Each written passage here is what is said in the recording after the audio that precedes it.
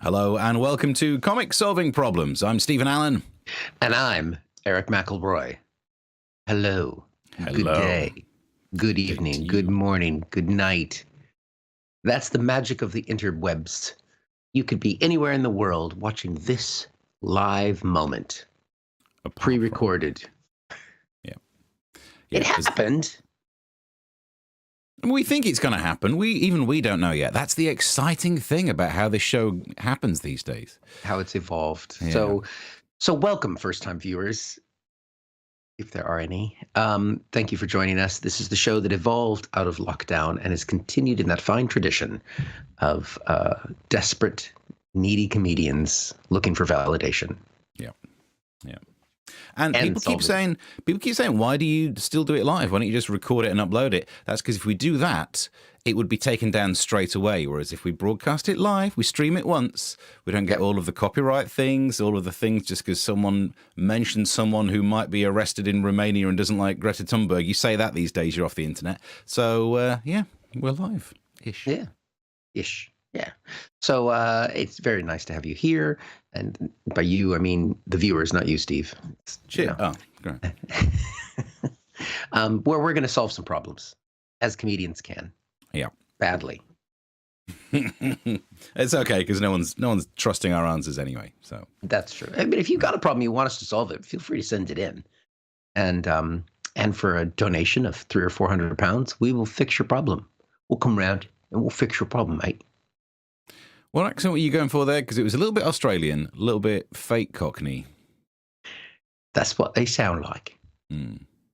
That's what you all sound like in my head. I was listening to an interview the other day where, Sir Ian McKellen, he was interviewed about all the different people who work in theatre, and the headlines are all talking about intimacy coordinators, as if that's his big beef. Like, why'd you have to have intimacy coordinators these days? I don't know how many love scenes he's done recently.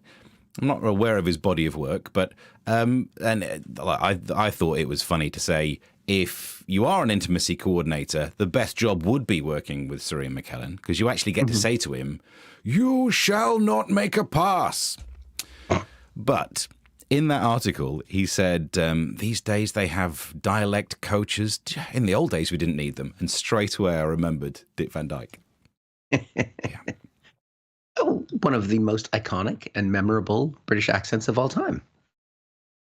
Kind of, yep. Who did an accent that sounded just like my British balls. Just like that. And this is why I don't feel bad. Every so often I do that pretend deep South America kind of, I do declare we are here to ascertain the verisimilitude of my client. And I thought I'm taking the mickey out of your people, but I don't mind thanks to Dick Van Dyke. But then Daniel Craig just does that for a living now. And it's good. It does take you about 20 minutes of the film to really get into it, doesn't it? After a while, you become acclimatized, but yeah. Did you enjoy that film? Because that's become a political hot button thing, isn't it? Like right-wing people don't like it, left-wing people do like it. Really? The glass onion thing. It became, it's like everything else. It was the political party just like. I mean, I liked it because it was a good film. The only thing I heard was that Ben Shapiro guy had a beef with it, didn't he? Yeah. He was saying I'd probably blame the left wing and the progressive woke. That always happens. And then said something about half the film, you think there's a different murder. I'm like, yeah, that's the mystery part of it. I don't think he'd ever seen one before. God, you wait till if he watches like Murder on the Orient Express, he's going to be shocked. It's going to blow his mind. Yeah. Yeah, but I'm pretty sure there's some racist stuff in there, so he'll be happy. There is. I'm actually surprised by one of the jokes that happens early on with, I can't remember the names of the characters, but the one who says she got in trouble for some online race incident. And she says that word, I didn't know that word was referring to the Jewish people. I just thought it meant sheep. I honestly don't think we could finish that joke on this clip without it being taken down. I mean, I get that the character is the butt of the joke, but even just those words in that order, I'm kind of shocked. I mean, if Kanye had done it, different thing. Yeah. Yeah. I bet he's sitting there going, I wish I'd have thought of that instead of this DEFCON 5 rubbish. Doesn't make any sense. I mean, that character is played by Goldie Hawn's daughter, so you can do anything. Is that how it works? Yeah. Goldie Hawn she's a saint. These days, I don't even think you can say Goldie Hawn on YouTube without being flagged as adult content. It will change the algorithm on my feed for sure. I mean, it was weird for us growing up in the UK. You would have missed this, but Goldie was the name of a Labrador on kids' TV. I think if ever there was Goldie Hawn, they edited that bit out. Right. That's probably a good thing. Off to a great start already. We're off topic. Here we go. Yeah. So we've got stories to cover, problems to solve. Welcome to the show. If you enjoyed, subscribe, like the video, and of course, give us money. Yeah. Scrolling down there in the pretend news feed. There we go. So I've got a thing that I want to talk about. It's from today's Daily Mail, if we look at this.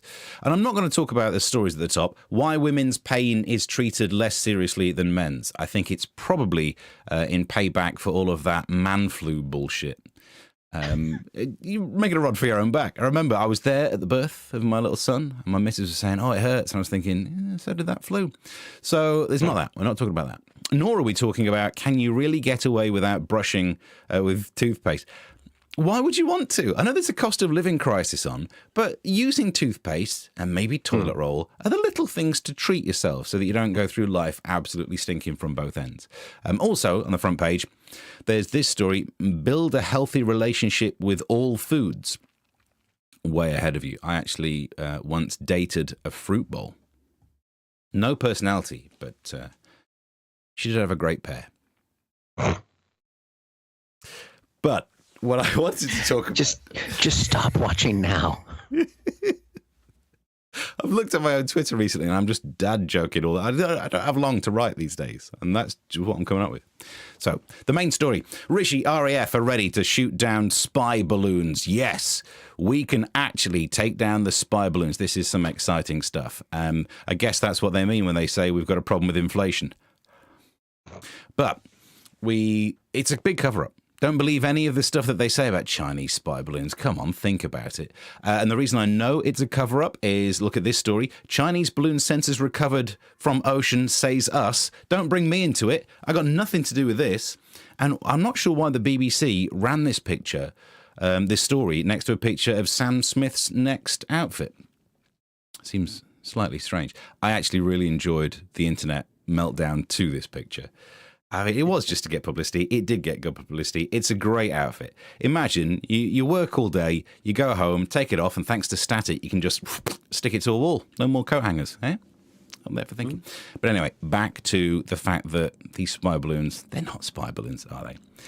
No evidence of alien or extraterrestrial activity in shot down objects, says the White House, which is exactly what they would say if it were aliens. Do you think aliens would leave evidence? So if anything, this is proof that it is aliens. Knew it. And for me, the most disturbing part is that aliens came to Earth in a balloon. Rubbish. I was expecting warp speeds, hyperdrive, not a monocle-wearing alien saying something like, "Well, I offer you a wager that you cannot get to this blue planet in 80 days or less in this balloon." So, I'm upset about that. But still, this could be aliens, and they're not ruling it out. A senior US general says they're not ruling out anything. In the same way that I can't rule out that you're not an alien, Eric. Do you know what I mean? Can you tell me something that only Eric would know? That's tricky. I mean, I think it's rude to even ask if I'm an alien. I think that's private and personal. Exactly what an alien would say. Yeah. But, what sort of thing would we've worked together? We've worked together for ages. Is there anything, something that only we know? We've done Edinburgh shows together. Anything that comes to mind? Question does not compute. You see? I mean, that checks out. That is normal Eric behavior. But okay, other than that. So you can't disprove aliens, so that's why they've not ruled it off. They've not taken it off the table. They've not ruled it out. But in that same article, this US general says, I'll let the intel community and the counterintelligence community figure that out, whether it's aliens or not. I haven't ruled out anything. And that is just the most American thing I think I've ever read. Shoot first and let someone else ask questions later. Would you want to know what you're shooting at? Sounds un-American to me. So, this is what's happened. If this is aliens, and by the look of it, it is aliens, our first response was to shoot them out of the sky. Mhm. Now, that's not great, is it? That means that they've tried to do first contact, they've come over here, and now they think that we're absolute. So it's a worry. And now they've probably headed back to their home planet to get their bigger weapons. But do you know who I blame for shooting down the aliens? No. It's the aliens. They travel all the way over here and approach this planet via America, the country with all the guns. It's your own stupid problem. I blame whoever's in charge of like route planning in this world of aliens. They must have got the old map out and thought, okay, I think I know what we're dealing with here. This nice blue-green planet looks like the place to go. I think we should head to this country here, the one with mass shootings every 2 weeks. The one where Charlton Heston said, you could have this gun if you take it from my cold dead hand. Even he presumed he'd die in a shootout. And that's true, because if you're saying you can take the gun from a cold dead hand, you're not really presuming you're going to be lying in a hospital bed, still holding onto your peace, are you? Because if you are, and you have a heart attack, no one's coming near you with that defibrillator. Clear. No, I mean clear. He's got a gun. Anyway, so I blame the aliens of all the places to turn up. Why did they go there? But to find out more about what's happened, I'm pleased to say I'm joined by an alien. Hello! Hello, Earthlings. Sorry about all the shooting down and stuff. What happened? You shot down all of the balloons we sent you. Why were you sending us balloons? It is your Valentine's Day, and we were trying to be nice. I suppose you didn't get all of the chocolates we sent you either. Oh, so it's not the water companies doing that into our rivers. Ooh. Well, thank you for joining us, an alien. So, we're up to date. Happy Valentine's Day. Well, it's topical, isn't it? It's very topical for our live show. Yeah. It starts off with today's newspaper, ends with a joke about Valentine's Day. It's topical, technically. Yeah. And nice alien, stereotypical representation of our people. I mean, those people. Yep. By the way, it didn't matter. Even if you would have come up with a memory that only Eric would know, I've also got in the script as another option. They've copied his memories too. So I had options. You got to cover it. You got to cover both angles. It's not my first rodeo. I do want you to do a factual correction, though, where you said that we have mass shootings every 2 weeks in America. That is incorrect. We have mass shootings every week. I shall update my spreadsheet. Thank you. Thank you. It's very important to get that right. So, yeah, I mean, do you think this is the moment? This is really it with the aliens? They're here? I don't know. I mean, if it's going to happen, it won't be like films, I guess. It will be strange things in the sky. So that's the thing. If I mean, look, no, I don't think. The most likely outcome is, while you can't rule out aliens just because it's really difficult to rule out possibilities that you can't test for, it's way more likely that it's just other countries having tech that we might not recognize. Like some octagonal weird thing was shot down. They're not all balloons. But it's way more likely to be someone on Earth rather than from another planet. Surely, to be honest. I mean, if you've been to a Partica store lately, they've got some pretty kick-ass balloons. Nice. And that's the thing. I didn't check to see if any of these balloons are in the shape of like a 1 and a 0, or if anyone's celebrating this. Basically, a 0 is the problem, isn't it? Because people get balloons on the birthdays with the 0 at the end. Yeah. So a few of those get loose. Carnage. The aliens are sending us. What year is this? Do they think it's our anniversary? It might be. So good problem solved. Hang on. Well done. Another problem coming up that we actually brought in last week. So we haven't had a running thing for a while. We used to, when we were in lockdown, we had a number of running gags in the show, partly because we were doing 2 shows a week and we had nothing else happening in our lives. You remember that point in lockdown where the only way you knew a week had passed was because it was bin day again. Yeah. I just remember like, oh yeah, it's bin day. It's been a week. Oh God. And then it was back again. That was it. That was our lives. Good times. But kind of speaking of aliens and tech and so on, you might remember in last week's episode, we discussed the new AI chat GPT, which you can type a sentence in and it will come back with a text of paragraph of things. So we typed in jokes about marriage, and I read the jokes, and but we thought, it's hard to tell what's funny and what's not funny, because it's to you and I, we're comedians, we're jaded, we're bitter. You never laugh at my jokes. So I thought, even when they're not mine, let's do it in front of a live audience. So as a simulcast to the live show at the exact same moment, roughly, that we were going out last week at 9:00, I read out the jokes in front of a live audience at 9:00. I looked at the timestamp and it was almost exactly the same time. Pretty trippy shit. Yeah. And I recorded it, and we've got it here. So what you're going to hear now is the live version of Chat GPT jokes about marriage in front of a live audience. So, marriage. It's like a roller coaster ride. 1 minute you're on top of the world, and the next you're in the depths of despair. But you know what they say? Why pay for a roller coaster ride when you can live it for free? That is a joke according to AI. All right, cool. I've got a job still. All right, here we go. 5 more to go. If you laugh at any of these, I'm in fucking trouble. You know what the biggest misconception about marriage is? Do you know what it is? That it's all about love. No. It's about compromise. I mean, who wants to eat at the same restaurant every night for the rest of your lives? When you're married, you have to. Oh, shit. All right. All right. And don't get me started on chores. I asked my wife what she wanted for our anniversary, and she said, just do the dishes. I mean, who needs jewelry when you can have a clean kitchen? It's all in the delivery. But we're not fucking go. It says that on here. It says twat. But you know what the best part of being married is? Waking up next to somebody who makes you a cup of coffee every morning. And the worst part, realizing it's decaf.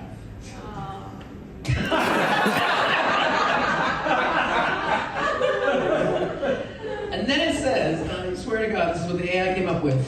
In conclusion, I've seen thousands of comedy performances since I started being a comedian. I can guarantee you I've never seen any single stand-up comic be doing the middle of their routine, no matter how good or bad it's going, and then go, in conclusion. Marriage is like a box of chocolates. You never know what you're going to get, but as long as it's chocolate, you're happy. Which I think is an AI-written anal sex joke.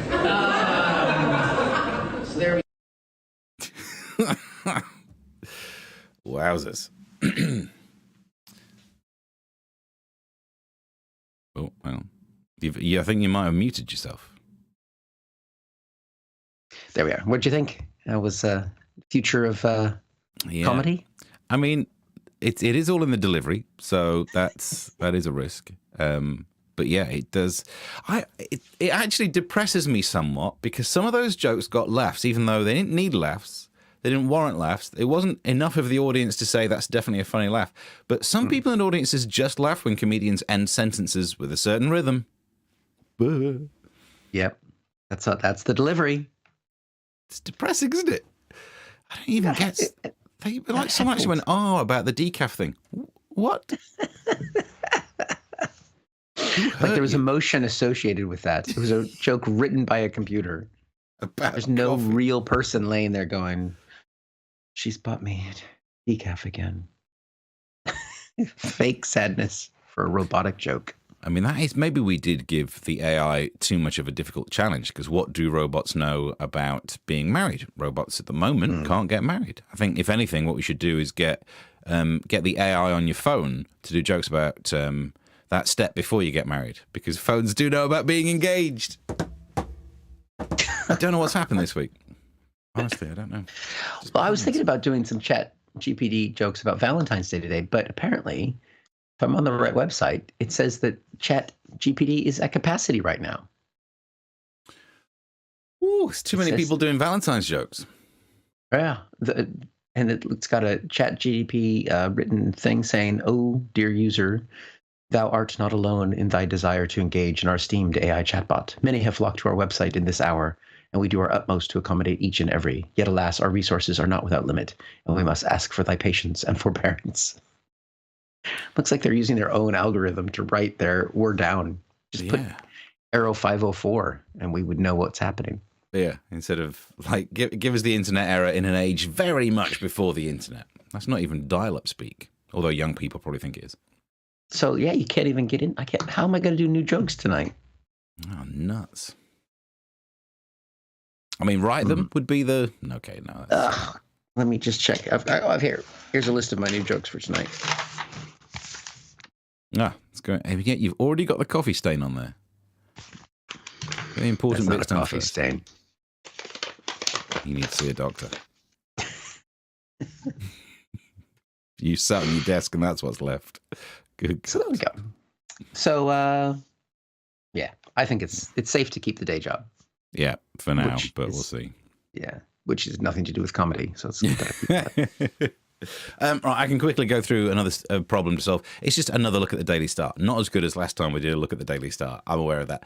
Previously, we did a review of the Daily Star. I put it on the internet, and the Daily Star liked it. They didn't retweet it, which is a shame because that would have been more people. But still, we're getting there. So I thought I'd look to see what's on the Daily Star website today. It's not as good as last time we saw. We've got stories like this, for example. Laura Hamilton from A Place in the Sun breaks the internet as she unleashes figure in tiny bikini for workout. And I will say this, I don't know where she is, but I don't want to move there if the internet's that bad. Imagine, I want sturdy internet that can have more than 2 pictures of someone lifting weights, and it's absolutely knackered. Then this, I have detected another theme, a trope that they do in the tabloids. Here's the headline. Madonna branded unrecognizable by fans as she puts on mesmerizing display in dance clip. She's unrecognizable. Let's take a look. It's Madonna. It's not unrecognizable, is it? That's definitely Madonna. I can spot that a mile off. My favorite thing is a bit lower down in the story. They did give us this picture, and at the bottom, I don't know if you can see it, it says Madonna's new look has raised eyebrows. Yeah, not her own though. Same website, same page, you get this. Lily Allen is unrecognizable as she dishes jet black hair for beach blonde locks. Let's have a look. She's unrecognizable. You won't recognize her. Let's take a look. It's Lily Allen. Just a different haircut, isn't it? I mean, to be fair, if maybe they made a mistake, and the mistake is the wrong pictures are on the wrong page, because if that's the headline, yeah, fair play. Doesn't look anything like it. Looks more like Lily Allen, if anything. But then my favourite story that I found on the Daily Star today is this one of a woman who whipped police with wee-soaked trousers. She's back in court for a new toilet offence. The new toilet offence is getting water out of a toilet and splashing it at a prison guard when she's been in prison. So that's the kind of person we're dealing with. But my favourite thing about it is this picture. Still wears a mask, though, because she's not dirty. She might be whipping people with wee left, right, and centre, but come on, health and safety. So that's my review of the Daily Star. I don't really know if there's any problems to solve there. She solved one: wear a mask when you're splashing wee. She doesn't want to get her own wee in her mouth, does she? So No. Definitely always have someone else's wee in your mouth. Yeah. Oh, actually, there is one more. What? There is one more story. But I didn't really know what to do with this. This headline, this will be the one that gets us banned, is people left baffled as women are told to treat smelly vaginas with garlic. And I really don't know what to do with that story because it's not as if vampires were going to bite you there in the first place. I want to drink your... I'm fine. Could have done a sketch where I was a bat, but... I'm not going to touch that one. Well... No, right, that joke's number 2. Right, let's move swiftly on before we lose whatever viewers we have left. Final story today. This is a problem for us now. It might be a problem for some of our viewers. But I saw this headline on the BBC Family Tree page. Adults celebrating child-free lives. Apparently, you can be happier child-free. Now, my children are nearly out of the house, so I'm almost child-free. But you've just started on this adventure. So I'm sorry. Well, you don't know when he's going to leave. That's true. However, what I loved about this is if you go back to the headline, Bless you. the man is not pictured with his wife. I think he's pictured with his daughter. Well, I mean, they've picked a stock photo image where he's She is much younger than he is. He's simply gone grey earlier. We don't really know his age, do we? Although, why would you go grey if you don't have kids? Exactly. Well, maybe he's gone grey trying to keep up with that 20-year-old that he's holding on to for dear life, who says she doesn't want kids now, but guarantee in 10 years she's going to be like, we're having kids. So that photo is not appropriate for that story. Yeah. Look how happy he is. Well, he would be, wouldn't he? No problems to solve there. Just my annoyance at the photo that was inappropriately associated with an article about not having kids. Yeah. I mean, there's no problem in there in general. Even the whole article is basically just people boasting, isn't it? I imagine. Yeah. Well, we've got money and freedom and happiness. There's a whole thing on Radio 4 once about the pressure that people feel if they don't want to have kids, and society tells them, oh, but you will want kids. And I just thought, a way to deal with that would be to just not listen to people. I don't know why we now live in this phase like, oh, no, it's really difficult because if you don't want to have kids, there's a lot of pressure. Oh, you should try ignoring it. And then that's it. End of that story. You don't have to have a Radio 4 half-hour documentary on how difficult your life. I think your life's easy if you don't seek out reasons to say that it's difficult. Is that what people have been telling you? No, that's the thing. Everyone's saying the other stuff. Everyone's going, it's really difficult, actually. Because a lot of people do presume that you'll want to have kids. All right. Well, a lot of people presume I like football, and yet I don't cry about it. So options are available. Wait till you have to take your kid to football every Saturday. Yeah, you say 7 a.m. Nope, I've checked the contract. Oh, where's this week's match? It's an hour and a half away. I'll fake an injury. That way you can have the football experience at home. Yeah. Good luck with that. Yeah. I'll be too old by then. That's the beauty of being an old dad. By the time he's playing football, I won't be able to move. You'll be like the guy in that photo. Hugging your son's girlfriend. That's a bit strange. Hugging someone young enough to be my daughter, but not. I mean, that would be too much of an age gap. Come on. He's happy. But someone young enough to be my daughter now is in their late 20s. That's the weird. Probably actually, you could really, really late 20s would be just about enough. And wait till your son is old enough to have a girlfriend. You're going to be in a Zimmer frame. Yeah. Sounds good to me. Zimmer frame. Right. Well, we've solved that problem. Your future dating and yep.